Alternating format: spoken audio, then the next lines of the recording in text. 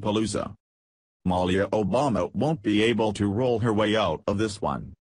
The 18-year-old first kid was caught smoking what looks like a joint at a concert in a video that emerged Wednesday. The video, posted by Radar Online, shows Obama puffing away on the cigarette at the Lollapalooza festival in Chicago last month.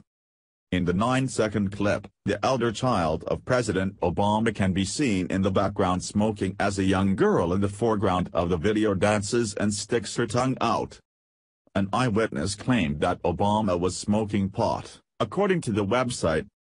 Obama sparked some controversy in July after she skipped out on Hillary Clinton's historic speech at the Democratic National Convention to rock out at Lollapalooza instead.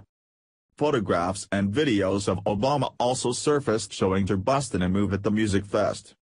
Her commander-in-chief dad admitted in his memoir to smoking pot and using a little blow in high school and college.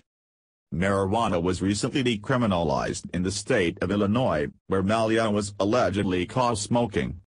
State Governor Bruce Rauner signed a bill into law this month that removes criminal penalties for those found in possession of 10 grams of marijuana or less.